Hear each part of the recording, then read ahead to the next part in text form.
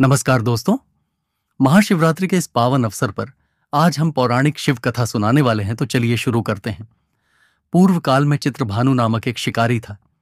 जानवरों की हत्या करके वह अपने परिवार को पालता था। वह एक साहूकार का कर्जदार था, लेकिन उसका कर्ज समय पर न चुका सका। क्रोधित साहूकार ने शिकारी को शिवमठ में बंदी बना लिया। संयोग से उस दिन शिवरात्रि थी। शिकारी ध्यानमग्न होकर शिव संबंधी धार्मिक बातें सुनता रहा। चतुर्दशी को उसने शिवरात्रि व्रत की कथा भी सुनी। शाम होते ही साहूकार ने उसे अपने पास बुलाया और कर्ज चुकाने के विषय में बात की। शिकारी अगले दिन सारा कर्ज लौटा देने का वचन देकर बंधन से छूट गया। अपनी दिनचर्या की भांति वह जंगल में शिकार के लिए निकला, लेकिन दिन भर बंदी गृह में रहने के कारण भूख प्यास से व्याकुल था। शिकार खोजता हुआ वह बहुत दूर निकल गया। जब अंधकार हो गया तो उसने विचार किया कि रात जंगल में ही बितानी है। वह वन एक तालाब के किनारे एक बेल के वृक्ष पर चार आचकर रात बीतने का इंतजार करने लगा।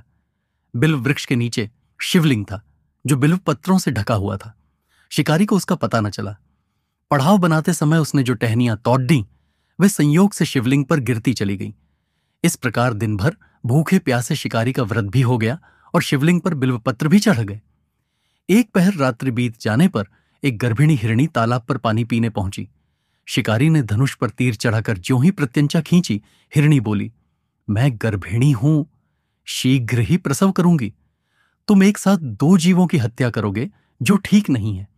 मैं बच्चे को जन्म देकर शीघ्र ही तुम्हारे समक्ष प्रस्तुत हो जाऊंगी, तब मार लेना। शिकारी ने प्रत्यंचा ढीली कर दी और हिरणी जंगली जारियों में लुप्त हो गई। प्रत्यंचा चढ़ाने तथा ढीली करने के वक्त कुछ बिल्व पत्र अनायास ही टूटकर शिवलिंग पर गिर गए। इस प्रकार उससे अनजाने में ही प्रथम प्रहर का पूजन भी संपन्न हो गया। कुछ ही देर बाद एक और हिरणी उधर से निकली। शिकारी की प्रसन्नता का ठिकाना न रहा। समीप आने पर उसने धनुष पर बाण चढ़ाया।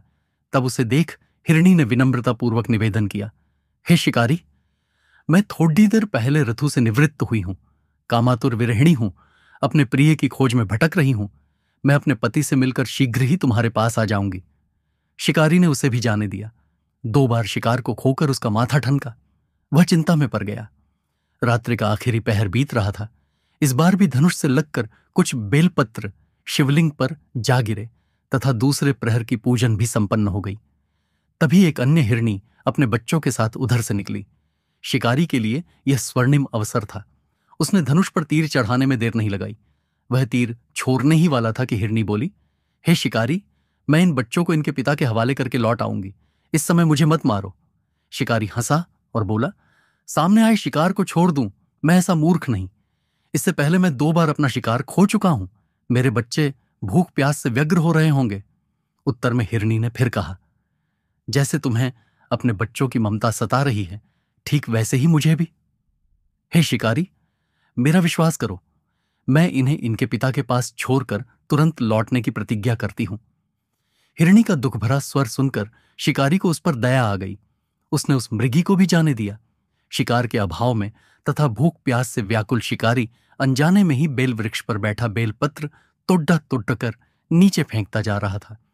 पौ फटने को हुई तो एक हष्टपुष्ट मृग उसी रास्ते पर आया। शिकारी ने सोच लिया कि इसका शिकार वह अवश्य करेगा। शिकारी की तनी प्रत्यंचा देखकर मृग विनीत स्वर में बोला, हे शिकारी, यदि तुमने मुझसे पूर्व आने वाली 3 मृगियों तथा छोटे छोटे बच्चों को मार डाला है, तो मुझे भी मारने में विलंब न करो, ताकि मुझे उनके वियोग में एक क्षण भी दुख न सहना पड़े। मैं उन हिरणियों का पति हूं। यदि तुमने उन्हें जीवन दान दिया है, तो मुझे भी कुछ क्षण का जीवन देने की कृपा करो। मैं उनसे मिलकर तुम्हारे समक्ष उपस्थित हो जाऊंगा। मृग की बात सुनते ही शिकारी के सामने पूरी रात का घटनाचक्र घूम गया। उसने सारी कथा मृग को सुना दी। तब मृग ने कहा, मेरी 3 पत्नियां जिस प्रकार प्रतिज्ञाबद्ध होकर गई हैं, मेरी मृत्यु से अपने धर्म का पालन नहीं कर पाएंगी। अतः जैसे तुमने उन्हें विश्वासपात्र मानकर छोड़ा है, वैसे ही मुझे भी जाने दो। मैं उन सब के साथ तुम्हारे सामने शीघ्र ही उपस्थित होता हूं। शिकारी ने उसे भी जाने दिया। इस प्रकार प्रातः हो आई।